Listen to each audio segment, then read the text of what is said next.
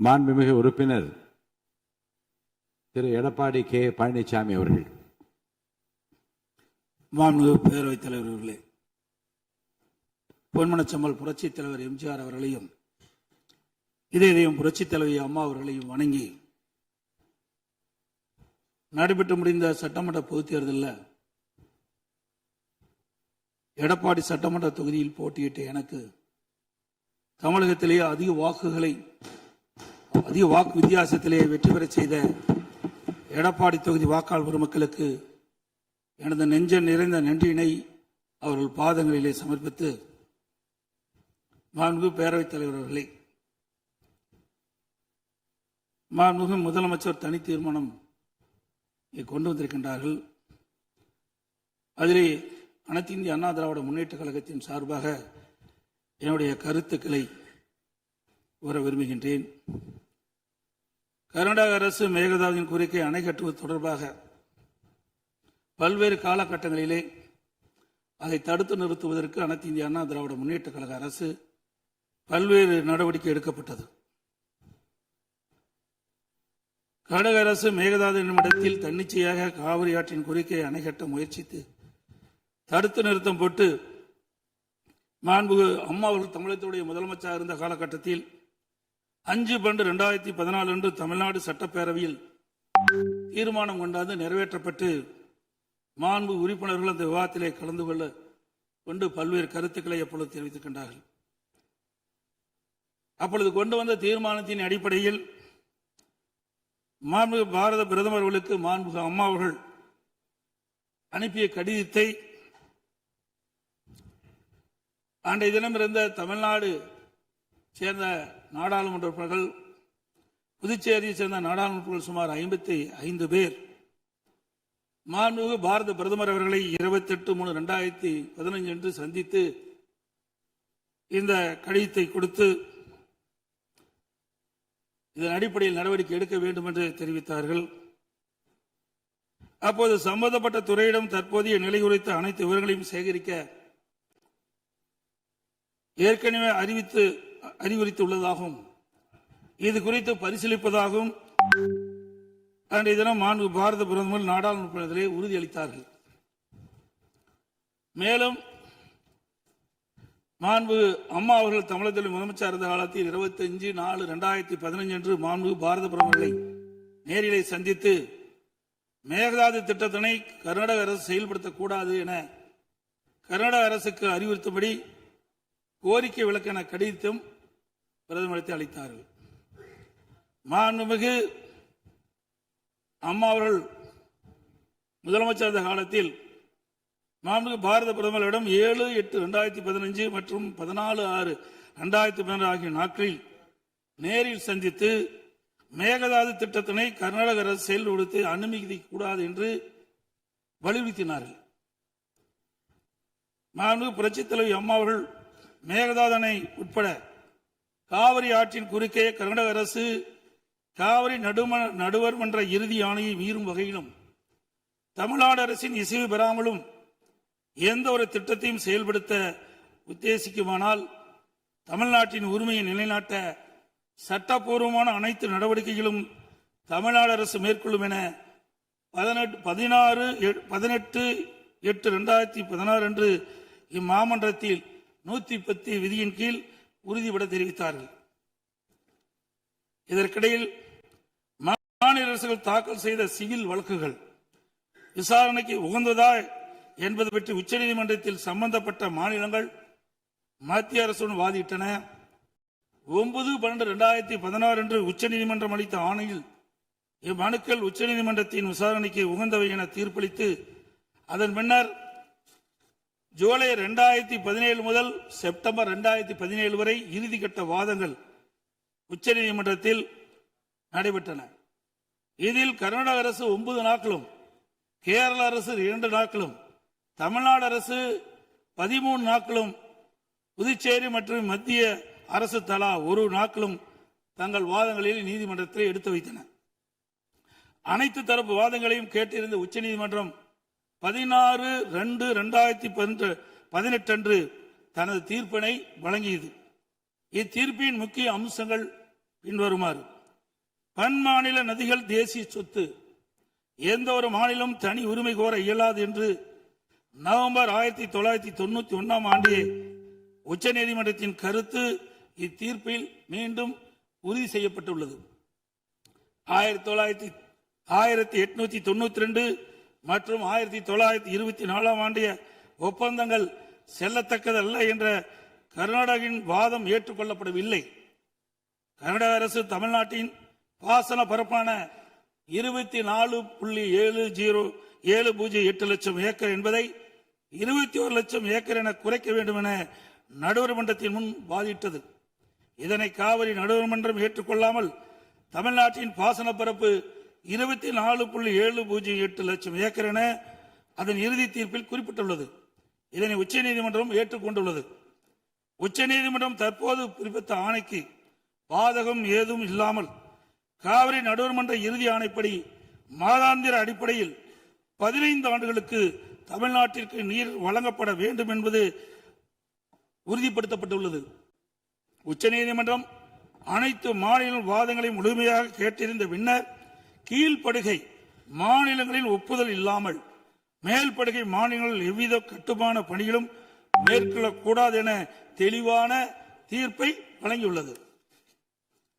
மேகதாது திட்டத்தை செயல்படுத்தக்கூடாது என்ற நமது நிலைப்பாட்டை உச்சநீதிமன்ற தீர்ப்புக்கு முன்னரும் பின்னரும் 25/2/2017, 27/2/2017, 4/9/2018, 8/10/2018 மற்றும் 2/11/2018 ஆகிய நாட்களில் நான் முதலமைச்சர் இருந்த காலத்தில் மாண்பு பிரதமர் அவர்களுக்கு கடிதங்கள் மூலமாகவும் நேரடியாகவும் சந்தித்து அணை கட்டுவதற்கான அனுமதியை மத்திய அரசு வழங்கக்கூடாது என்று தொடர்ந்து வலியுறுத்தி கேட்டுக் கொள்ளப்பட்டது.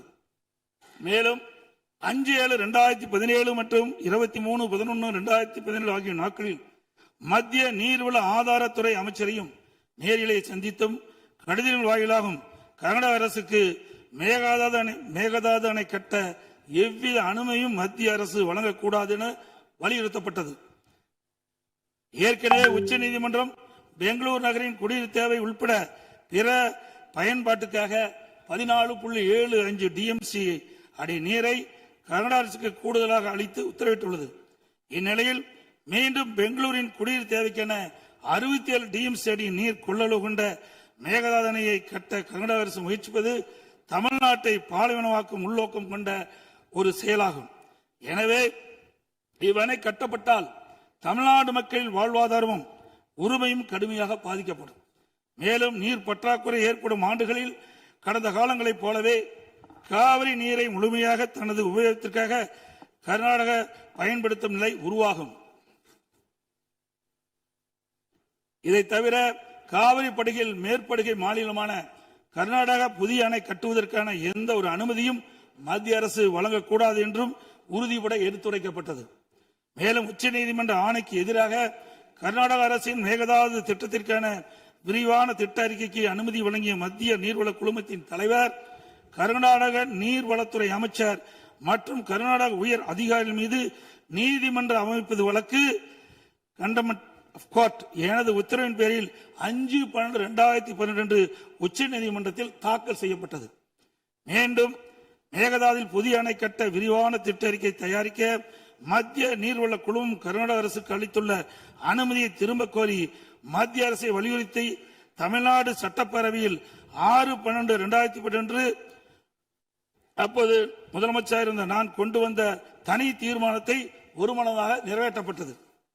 அனைத்து இந்திய அண்ணா திராவிட முன்னேற்ற கழகத்தை பொறுத்தவரைக்கும் 1986 ஆண்டு மாண்புமிகு புரட்சித் தலைவர் எம்ஜிஆர் அவர்களால் துவக்கப்பட்ட சட்ட போராட்டத்தை தொடர்ந்து காவிரி நடுவர் மன்றம் அமைத்து அதை மத்திய அரசியலை வெளியிடச் செய்து நடுவர் மன்றத்தின் இறுதி ஆணையின்படி காவிரி மேலாண்மை வாரியம் மற்றும் காவிரி நீர் முறைப்படுத்தும் குழு ஆகியவற்றை அமைக்க உச்சநீதிமன்றத்தை நாடியது. எனது தலைமையிலான மாண்பு அம்மாவின் அரசு எடுத்த தொடர் நடவடிக்கையின் காரணமாக 16/2/2011 உச்சநீதிமன்றம் இறுதி தீர்ப்பை வழங்கியது. தொடர்ந்து 1/6/18 காவிரி மேலாண்மை ஆணையம் மற்றும் காவிரி நீர் முறைப்படுத்தும் குழு செயலாக்கத்தை மத்திய அரசு அறிவித்து அதனை மத்திய அரசியலிலும் வெளியிடப்பட்டது. இந்த ஆணையத்தின் பணிகளும் குழுவின் பணிகளும் முறையாக கீழ்கண்டவாறு வரையறுக்கப்பட்டுள்ளன. 1. காவிரி நதிநீரை தேக்குதல், பகிர்மானம் செய்தல், முறைப்படுத்தல் மற்றும் கட்டுப்படுத்துதல். 2. காவிரி நீர் முறைப்படுத்தும் குழுவின் துணையுடன் அணைகளின் செயல்பாட்டை மேற்பார்வையிடுதல் மற்றும் அவற்றிலிருந்து நீரை பாசன மற்றும் இதர தேவைகளுக்கு வழங்குவதை முறைப்படுத்துதல். 3. கர்நாடகம் தமிழ்நாடு எல்லையில் பில்லிக்குண்டுக்கு நீர் அளவை நிலையத்தில் கர்நாடக அரசு நீர் வழங்குவதை கண்காணிப்பது. இவற்றை தவிர வேறு பணிகள் எதுவும் மேற்கொள்ள இந்த ஆணையத்துக்கு எவ்வித அதிகாரம் இல்லை. இந்நிலையில் 1/2/2024 அன்று ஆணையத்தின் வரையறுக்கப்பட்ட பணி வரம்புக்கு அப்பாற்பட்டு மேகதாது அணை கட்ட பற்றிய விவாதத்தை 28வது காவிரி மேலாண்மை ஆணைய கூட்டத்தில் அனுமதித்தது. அப்போதைய திமுக அரசு இதனை கடுமையாக எதிர்த்து வெளிநடப்பு செய்தது குறித்தும் ஆணையம் அதன் அதிகார வரம்பிற்கு சம்மதமில்லாத மேகதாது அணை கட்டுவது குறித்த கருத்தை மத்திய நீர்வள கமிஷன் பரிந்துரைத்துள்ளது குறித்து அப்போதைய திமுக அரசின் கவனத்திற்கு நான் கொண்டு வந்தேன். குறிப்பாக 14/2/2024 அன்று சட்டமன்றத்தில் நான் எங்களது ஆட்சி காலத்தில் கர்நாடக அரசு மேகதாது அணை கட்டுவது குறித்து விவாதிக்கும் அதிகாரம் ஆணையத்திற்கு இல்லை என்றும் 2018ஆம் ஆண்டு மேகதாது அணை குறித்து பிரச்சனை மத்திய நீர்வள கமிஷன் பார்வைக்கு சென்றபோது எனது அரசு 5/12/2018 அன்று மத்திய நீர்வள கமிஷன் என்ற இயக்குநர் மீது உச்சநீதிமன்றத்தில் நீதிமன்ற அவமதிப்பு வழக்கை தொடர்ந்து என்றும் இன்னும் அவ்வழக்கு நிலுவையில் உள்ளது என்றும் திமுக அரசு தொடர்ந்து நடத்திட வலியுறுத்தியதோடு தமிழக நலன் பாதுகாக்கப்பட வேண்டும் என்பதையும் உறுதி செய்யும் வலியுறுத்தப்பட்டது. இந்த நிலையில நாம் ஏற்கனவே உச்சநீதிமன்றம் அளித்த தீர்ப்பு நமக்கு ஒவ்வொரு ஆண்டும் கர்நாடக அணையிலிருந்து 177.25 டிஎம்சி தண்ணீர் திறக்கப்பட வேண்டும். ஆனால் அவர்கள் முறையாக திறக்கப்படுவதே இல்லை. ஒவ்வொரு மாதம் நாம் போராடிதான் கர்நாடக அணையிலிருந்து தமிழ்நாட்டிற்கு தண்ணீரை பெற்று வந்து கொண்டிருக்கணும் என்பதையும் நேரத்தில் சுட்டிக்காட்ட விரும்புகின்றேன். இந்த நிலையில 2024ஆம் ஆண்டு கர்நாடகாவில் மாண்புமிகு முதலமைச்சர் சீதாராமையா முதலமைச்சர் பதவி வைத்த போது துணை முதலமைச்சராக நீர்ப்பாசனத்துறை பொறுப்பு வைத்த மாண்புமிகு துணை முதலமைச்சர் சிவகுமார் அவர்கள் 16/2/24 கர்நாடக பட்ஜெட்டில் காவிரி ஆற்றின் குறுக்கே மேகதாது அணை கட்ட பல ஆயிரம் கோடி ரூபாயை ஒதுக்கியுள்ளதாகவும் அறிவித்தார். அனைத்து இந்திய அண்ணா திமுக சார்பில் இதை அப்பொழுதே கடுமையாக எதிர்ப்பதுடன் அப்போதைய திமுக அரசு உடனடியாக சட்ட நடவடிக்கை எடுக்க வேண்டும் என்றும் வலியுறுத்தப்பட்டது. இந்நிலையில் கர்நாடக அரசு மேகதாது அணை கட்ட தயாரித்து அனுப்பிய திட்ட அறிக்கையில் உள்ள குளறுபடிகளை சுட்டிக்காட்டி மத்திய அரசு திருப்பி அனுப்பிய நிலையில் மத்திய அரசு குறிப்பிட்டுள்ள குறைகளை நிவர்த்தி செய்து 12/6/2026 அன்று கர்நாடக முதலமைச்சர் அவர்கள் சுற்றுச்சூழல் அனுமதியை பெற மாண்புமிகு பாரத பிரதமரிடம் மீண்டும் நேரில் ஒரு அறிக்கையை வழங்கியுள்ளதாக செய்தியில் வெளியாகியுள்ளன. இரு மாநிலங்களுக்கிடையே உள்ள நல்லுறவை சீர்குலைக்கும் விதமாக தற்போதைய கர்நாடக அரசு மேகதாதுவில் காவிரியின் குறுக்கே அணை கட்ட முழு மூச்சில் முயற்சிப்பது கண்டிக்கத்தக்கது.